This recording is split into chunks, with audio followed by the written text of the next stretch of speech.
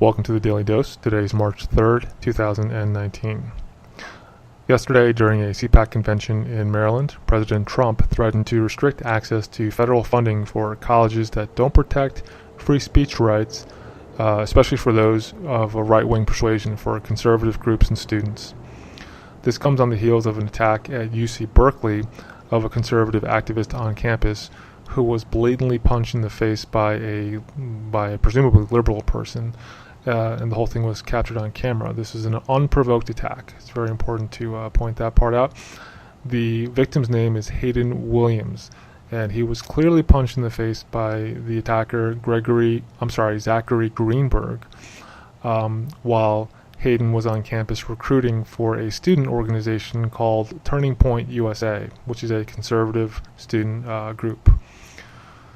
So this is the latest in a long series of campus events whereupon leftist groups sometimes violently prevented right-wing activists or even just conservative luminaries from speaking on campus. People who just came on campus to give a talk or a presentation were blocked by left-wing groups, and sometimes violence broke out.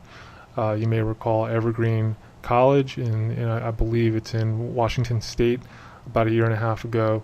The entire campus was shut down because they were having like a no whites on campus day, something along those lines, where anyone who was white was not allowed on campus that day.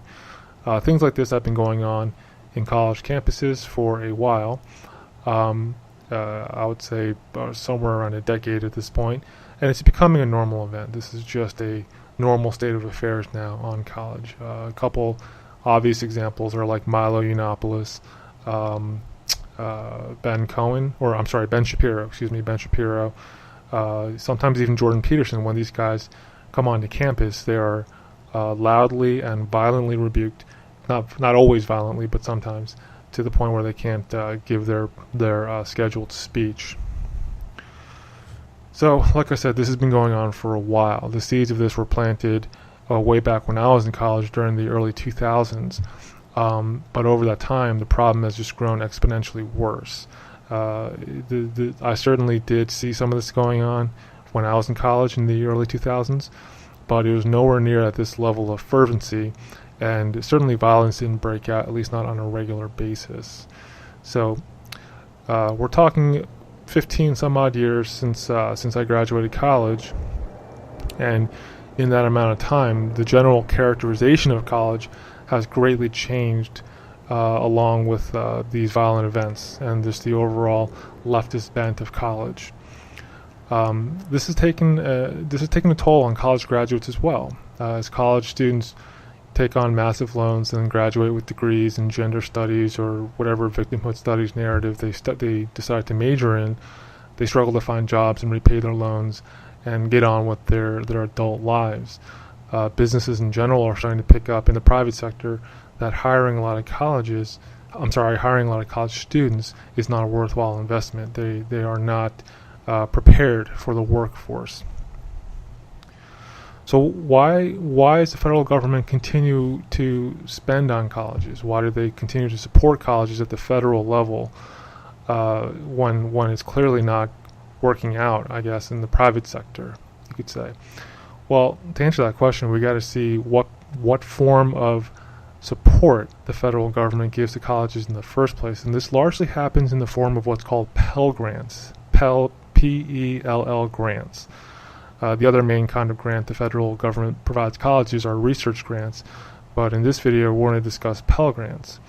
So Pell Grants are basically federal subsidies given directly to students to attend colleges, and so that money ends up obviously in the college's coffers in the form of tuition payments, but that happens with a lot of strings attached. For example, Pell Grants have to only go to students who need the money. They wouldn't go to wealthy students of privileged backgrounds. So the idea behind the Pell Grant is to give a lot of money to low-income students so that they can attend colleges, and then that money ends up in the college's funds. So that's the form of subsidy that the federal government has been providing colleges indirectly for some 50 years now. The Pell Grant was established in 1965, as part of the LBJ Great Society initiative.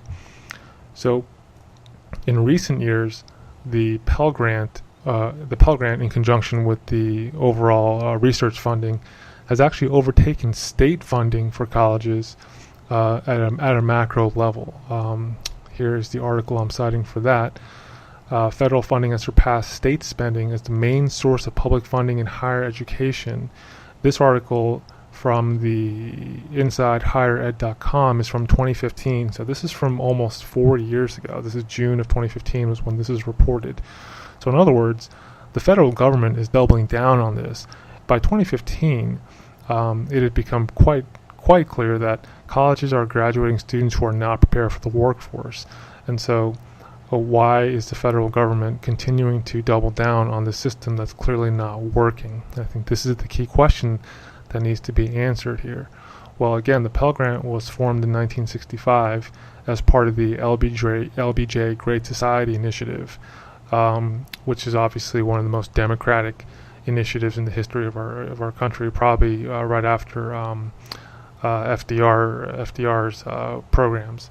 So the idea was to make it much more affordable for low-income students to attend college once again. So just to reiterate, that was the whole mandate behind the idea.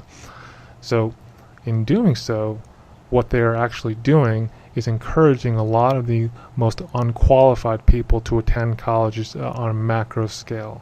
On a macro level, we have seen over the past 1 to 2 generations simply the most unqualified people attend college. And it is finally gotten to a point where it has actually harmed the overall institution of college in general. The only institutions that are really impervious to this are the most elite colleges, the Ivy Leagues, the MITs, Stanfords, places like that. Everything beneath that, the college graduate is just not a worthwhile investment for the private sector.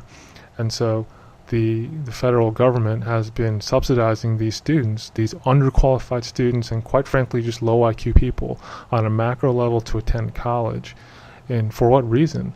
Well, the whole college curriculum itself has eventually morphed into just an arm of the leftist orthodoxy.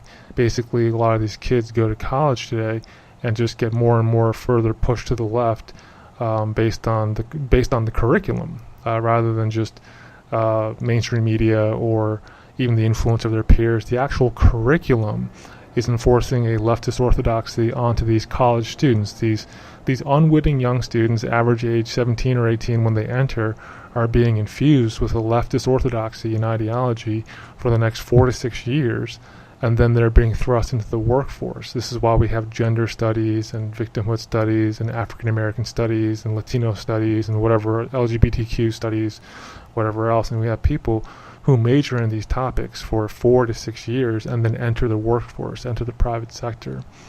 Well, eventually this will have a macro level effect. There's just no way around it. And we're seeing a lot of that right now. We have been seeing it now for a few years. I work for a company that occasionally hires college interns and a couple grad students throughout the year, mostly during the summer, as interns. And in the past 2 years in particular, we stopped doing that because we're finding that it's not worthwhile for the investment unless these students come from the most elite schools, the MITs. But if not, our general experience has been that these students need an inordinate amount of hand-holding and direction. If they're not told exactly what to do and when to do it and how to do it all the time, nonstop, every day, they are generally hapless and they lack the initiative to figure stuff out. Basically, they lack problem-solving skills and they lack the ability to carry out a task with minimal supervision. And this is the result of multiple generations of college students graduating from essentially leftist factories of indoctrination rather than schools of higher learning. So this is going on in the private sector overall, in addition to other compounding effects like the advent of automation, obviously, as well as overseas labor. The overseas market is catching up. Another thing that we do in my company is we hire people from other countries to handle tasks that that college graduates formerly would have done maybe 10 years ago. For example, hiring someone to update the copy on a website, or even update some of the minor code on the HTML on a website. We now hire overseas for that. And although these aren't the highest caliber people, they certainly come with much less headaches, and they cost a lot less than your average college graduate from no-name university in Podunk, USA. So instead of paying that person a salary that he feels entitled to, let's say he feels entitled to $55,000 a year to write blog posts, top 10 lists about cats or whatever, we can just offshore that to someone who's willing to work for $300 a month full time. And that's what's happening on a macro level, in addition to the automation that's slowly taking over this country. And so to that I say, although Trump's initiative here is well-intentioned, and I do agree with the spirit of the initiative, it's too little too late. College as a whole, as an institution in general, is beyond repair. There's no need to try and save it. Let it go. Just let it crumble. Let it destroy itself, as it already has been doing now for some 25 years or so. And the free market will figure itself out. We will find alternatives for the labor that we were previously hiring students for in the past, and we are already finding those alternatives. So trying to fix the college system now is not a worthwhile effort. It is much like trying to enforce discipline on a spoiled child who passed a certain age. Trying to enforce discipline and strong values in a very spoiled child starting at the age of 17, 18. It's too late. That child is ruined. It's time to start thinking about the next one, the next generation, because this one is done. This upcoming generation is finished. I would say the average age of 25 to about 35/40, give or take, that whole generation who has been indoctrinated in the college system in this country is finished. So it's time to start focusing on the next one, and let the colleges do what they may, because they're clearly on their own agenda, and start focusing on how we can prepare this upcoming generation for a global economy of the future that is coming whether or not we like it. This is happening one way or the other.